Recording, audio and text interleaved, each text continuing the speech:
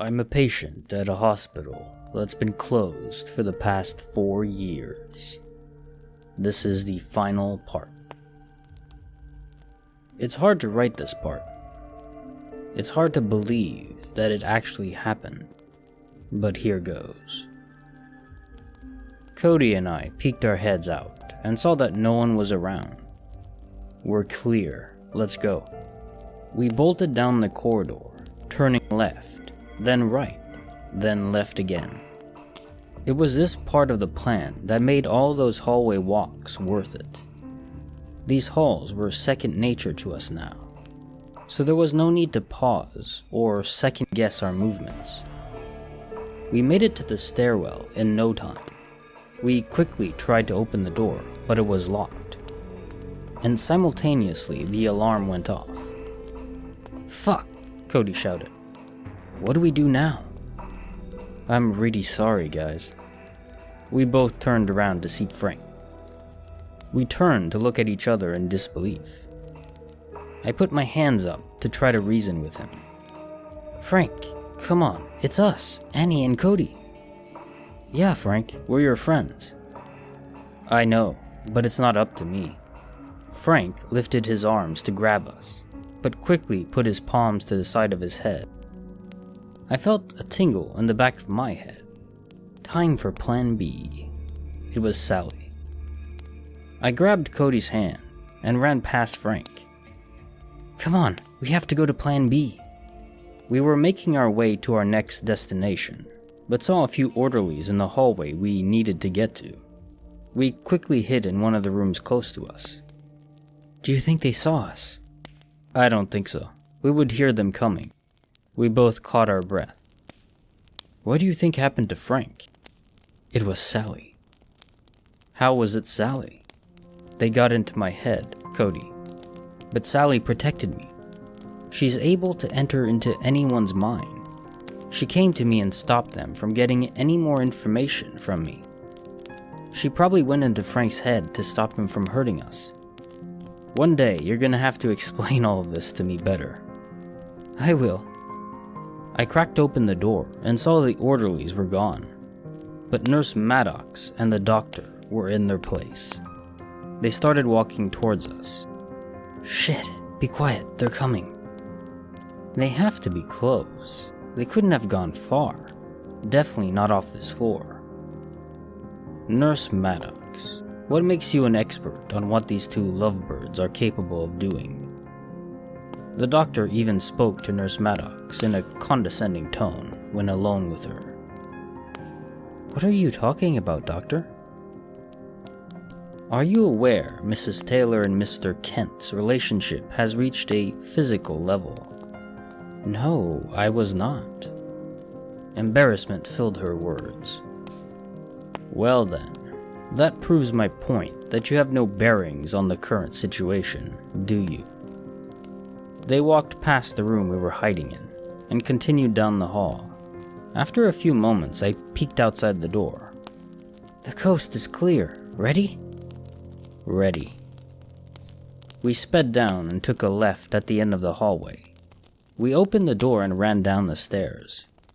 This was farther than we had ever gone. This turned out to be a problem.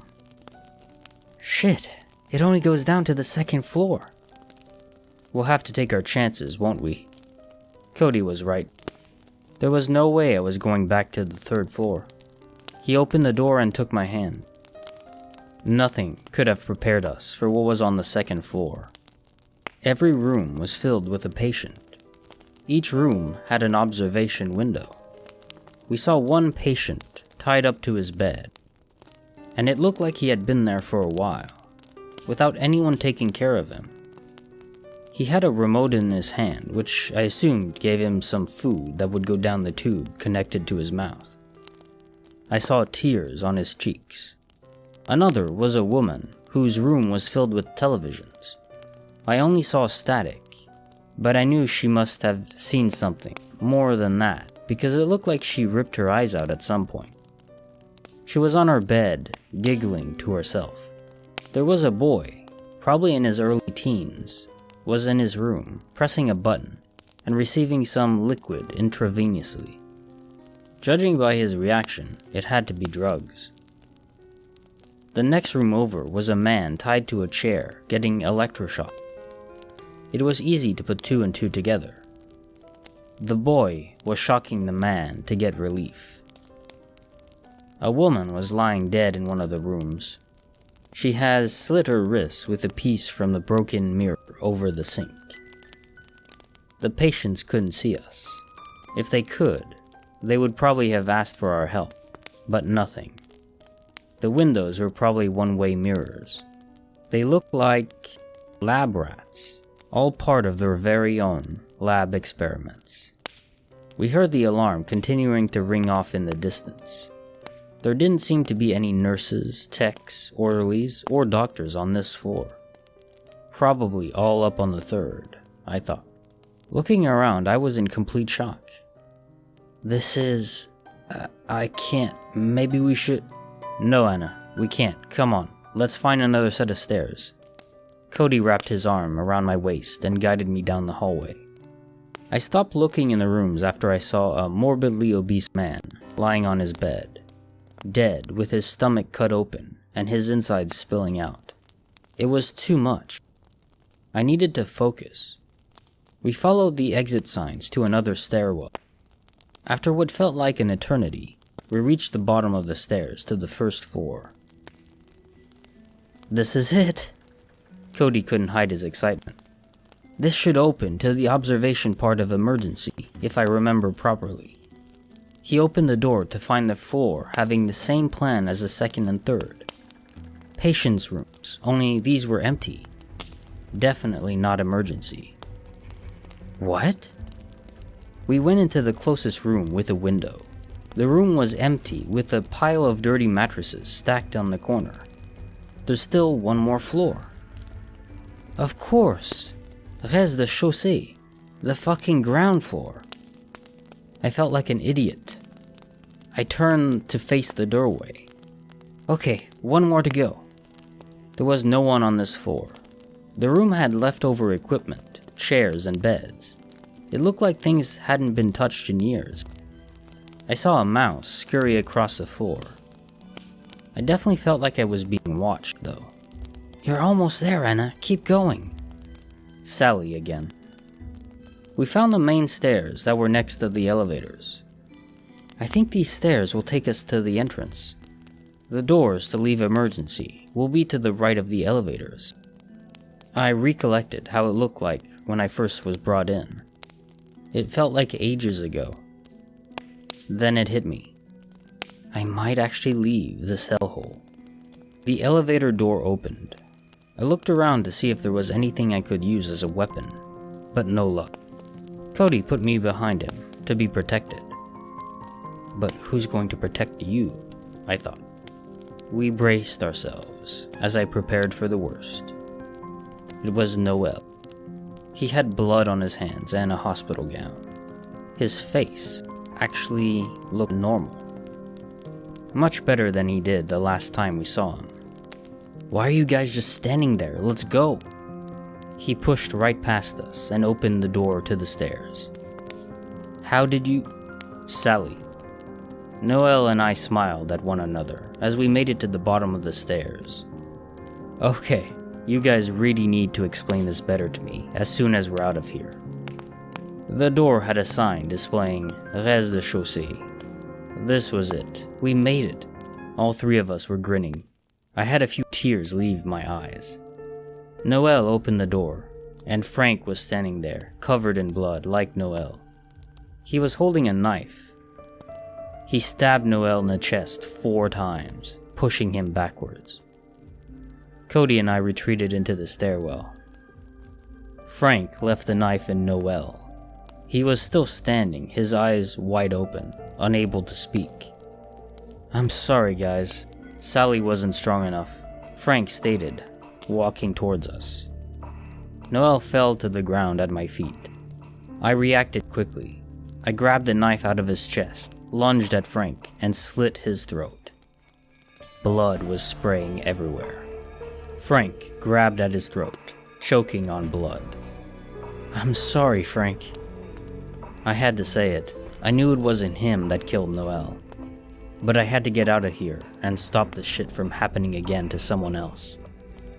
As Frank hit the floor, Cody took the knife from me, gave me a reassuring smile, threw it away from us, and we left the stairwell. It was a small walk to the emergency doors. There were people on this floor. The same people that were there when I was brought in. They didn't move from where they were. They just stared at us in awe. Complete shock filled all of their faces. It could have been all the blood on us that was causing this reaction, but somehow I knew it wasn't.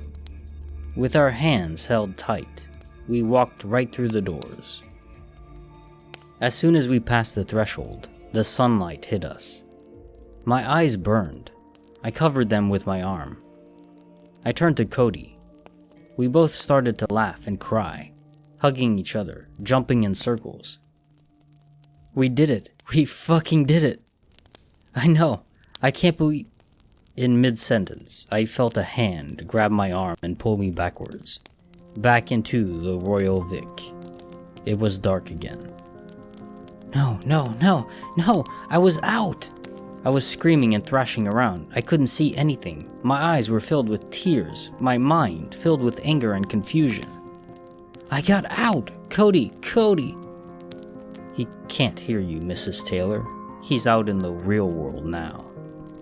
I looked up. It was a doctor. What do you mean, the real world? You see, Mrs. Taylor, we were never able to penetrate Cody's mind as we did yours. That's why we weren't able to pull him back. I am delighted with all this new information I have, because now I know that once we penetrate a patient's mind, we can always bring them back. Bring back where? Here, the Royal Victoria Hospital, of course.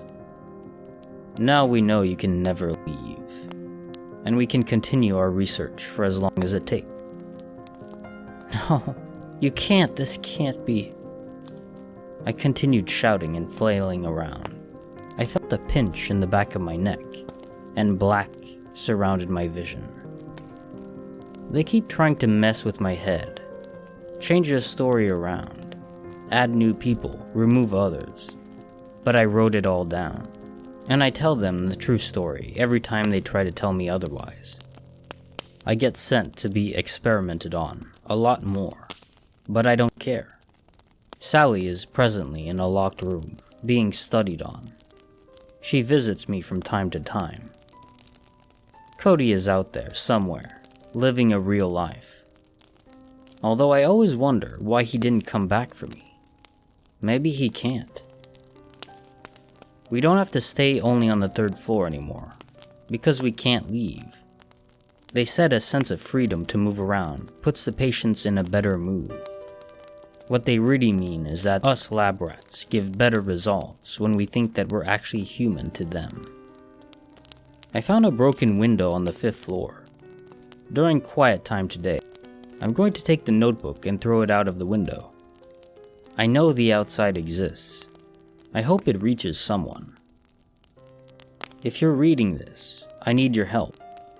We need your help. More and more people show up all the time. Please, come save us. This is Kinetic Symphony. If you've enjoyed this narrated story, please subscribe and like the video to help me grow. Thank you.